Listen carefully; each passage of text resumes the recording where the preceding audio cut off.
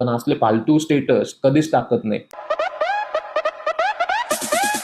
आजकाल आपली मराठी पोरं असल्या प्रकारचं स्टेटस लावून आपल्या गावकऱ्यांचा, आपल्या नातेवाईकांचा, आपल्या मित्रांचा अपमान करत आहेत. त्यांना नीचा दाखवत आहेत. अहो, हे सगळं कशासाठी? तुम्ही जर प्रगती करत आहात ना, ते गावकऱ्यांसाठी करा, तुमच्या मित्रांसाठी करा. त्यांना नावं ठेवण्यासाठी किंवा त्यांना नीचा दाखवण्यासाठी कृपया करू नका. तुमची प्रगती तुमच्या गावाच्या, आपल्या समाजाच्या कामी आली पाहिजे. अहो, काही लोक एवढी प्रगती करतात, कंपनी टाकतात, फॅक्टऱ्या टाकतात, मोठ्या मोठ्या मर्सिडीज, BMW गाड्या घेतात, पण असले फालतू स्टेटस कधीच टाकत नाही. त्यांच्या तोंडातून ब्र किंवा म पण येणार नाही. ही अशा प्रकारचे स्टेटस टाकण्याची आपली वृत्ती खरंच खूप विध्वंसक आहे. ती आपल्यालाच आपल्या मित्रांपासून, आपल्या गावापासून वेगळं करत चालली. विचार करा, हाच द्वेष, हीच ईर्ष्या पुढच्या पिढीच्या पण मनात रोवली जाणार. तुम्ही प्रगती करताय, खरंच खूप छान, पण ती प्रगती तुमच्या गावाला, तुमच्या समाजाला उपयोगी पडली पाहिजे. उलट तुम्हीच त्या तुमच्या झालेल्या प्रगतीवर तुमच्या गावकऱ्यांना, तुमच्या मित्रांना, तुमच्या नातेवाईकांना नावं ठेवत आहात किंवा त्यांना नीचा दाखवत आहात. अहो, तुम्हाला जर कॉम्पिटिशनच करायची आहे तर इतर देशांची करा.